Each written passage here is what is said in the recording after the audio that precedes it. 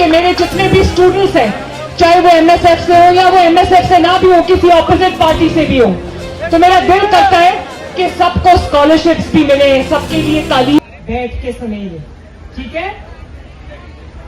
वादा? सबसे पहले तो मैं पंजाब भर से आए हुए अपने एमएसएफ के ऑफिस होल्डर्स को,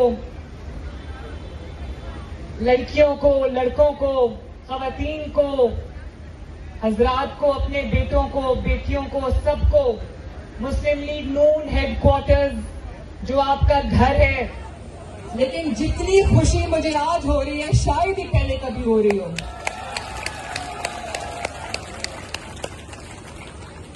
100 दिन के अंदर अंदर अल्लाह ताला के फजल से एमएसएफ पंजाब के कोने कोने में पहुंच गई है, इससे बड़ी खुशी। और वो ऐसी खातून थी जिसने कभी कोई सियासी काम नहीं किया था, वो अपने हस्बैंड के शैडोज में रही थी, लेकिन जब वो सड़क पे आई तो लगा कि वो कोई 30 साल से इसकी ट्रेनिंग हासिल कर रही है। और मैं भी उसी घर से हूँ, मेरे वालिद भी मेरे लिए बहुत प्रोटेक्टिव है, मैं आप सबसे ये बात करना चाहती हूँ। लेकिन छोटा छोटा आहिस्ता आहिस्ता करके मैंने अपने वालिद की उनको असिस्ट करना शुरू किया आज से 10-15 साल पहले। तो आज ये देख ले मैं आपके सामने खड़ी हूँ। और फिर मेरे वालिद इस काम को देख के ये मजबूर हुए, उन्होंने कहा कि नहीं मरियम आप आओ और मेरे साथ काम करो। और बच्चों, मेरे लिए ये रास्ता आसान नहीं था, ये कोई बेड ऑफ रोजेस भी नहीं था। मैं एक सच्ची बात है कि नाजो नाम में आसाइश में पली हुई इंसान थी, और मैं अल्लाह ने मुझे हिम्मत दी, मैं 5-5 महीने डेथ सेल्स में रहकर आई। और किसी और ने साथ दिया ना दिया, मैं अपने वालिद का उनके मुश्किल वक्त में मैंने साथ नहीं छोड़ा। और मैंने ये कहा था कि जो लोग मुझे आपकी कमजोरी बनाना चाहते हैं वो इंशाअल्लाह ताला देखेंगे कि अल्लाह ताला मुझे आपकी ताकत बनाएगा। और 200 के करीब मैंने पेशियां बेगुनाह होते हुए भुगती अपने वालिद के साथ। जब हम अडयाला में मैं अपनी वालदा को छोड़ के आई, वो डेथ बेड पे थी, तब मैं बच्चियों से खुसूसी तौर पे मुखातिब हूँ। तो मेरे वालिद को लगा कि पता नहीं इसको आदत नहीं है, तो ये जून जुलाई का महीना था, कहर की गर्मी थी, बिल्कुल ऐसे लगता था कि वो जो सेल है, क्योंकि उसमें एक छोटा सा पंखा था, वो भी 8-10 घंटे बंद रहता था, तो उनको लगता था कि शायद ये बर्दाश्त न कर सके। तो उन्होंने 2-3 दिन तो मुझे कहा बेटा हौसला करना, घबराना नहीं। फिर उन्होंने देख लिया कि अल्हम्दुलिल्लाह ये घबराती नहीं, तो फिर उन्होंने मुझे कभी कहा भी नहीं। उनकी नजरों के सामने से मुझे कोट लखपत जेल से गिरफ्तार किया, उनकी आंखों में आंसू थे, लेकिन उन्होंने कहा बेटा घबराना नहीं। और फिर कोट लखपत जेल में डेथ सेल में 24/7 सॉलिटरी कन्फाइनमेंट। सॉलिटरी कन्फाइनमेंट ये होती है जब आप 24 घंटे लॉक्ड रहते हो, आपसे बात करने वाला कोई नहीं होता। और मेरे बच्चे थे, मैं उनको छोड़ के वहां अपने मुल्क की खातिर, अपने बाप की खातिर, अपनी पार्टी की खातिर मैंने हौसले से बर्दाश्त किया। तो ये मैं आप सबको सिर्फ इसलिए बता रही हूँ, आपसे मैं मिलती रहूंगी क्योंकि आप मेरी टीम हो माशाल्लाह। लेकिन मैं आपको ये कहना चाहती हूँ कि अल्लाह ताला जब आपको आजमाइशों से गुजारता है तो वो उसकी कोई वजह होती है हमेशा।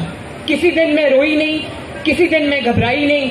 एक जज आया करते थे हमारा सेल, मेरे सेल में भी आते थे, वो डेथ सेल था, उसमें बाथरूम और कमरा इकट्ठा ही था। तो जब मैं नमाज पढ़ती थी मुझे ये पता नहीं चलता था कि मैं कमरे में नमाज पढ़ी हूँ या बाथरूम में नमाज पढ़ी हूँ। जेल की दाल रोटी मैंने खाई, 3 वक्त वहां पर दाल होती थी, और तब से मुझे दाल बहुत अच्छी लगने लगी है। मैंने कभी किसी को नहीं कहा कि मुझे चिकन चाहिए या मुझे गोश्त चाहिए या मुझे देसी चिकन चाहिए, मैंने कभी किसी को नहीं कहा।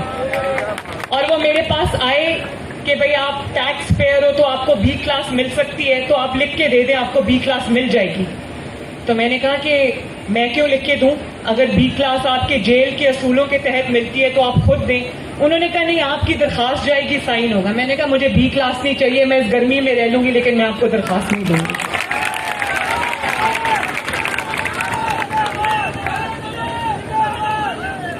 तो बच्चों, मैं आप सबको शाबाश एक दफा फिर देना चाहती हूँ, very good, Thums up.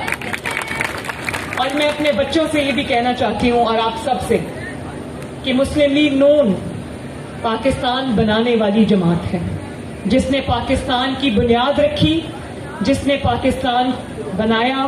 Quaid Azam محمد علی جناح ہمارے لیڈر تھے، ہمارے لیڈر ہیں اور ہمارے لیڈر رہیں گے انشاءاللہ۔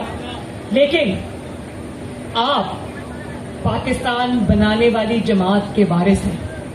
اندازہ ہے ایم ایس ایف کیا ہے؟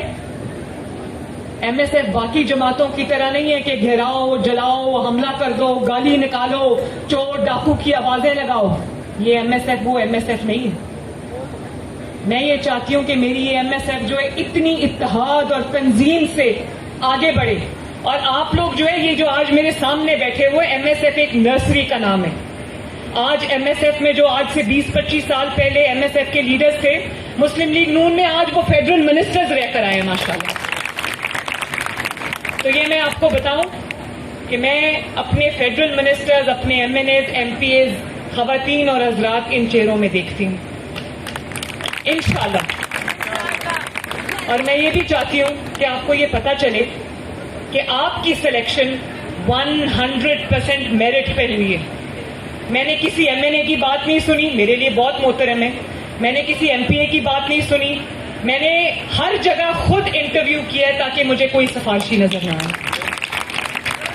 اور مجھے خوشی ہے کہ آج میرے سامنے سب نئے چہرے بیٹھے جن کا پولیٹیکل خانوادوں سے، خاندانوں سے کوئی تعلق نہیں ہے، کیونکہ سیاست آپ کا بھی حق ہے، پاکستان کی فیصلہ سازی آپ کا بھی حق ہے، پاکستان کا فیوچر آپ کے ہاتھوں میں، اور میں یہ آپ کے ہاتھوں میں دے کر جانا چاہتی ہوں انشاءاللہ۔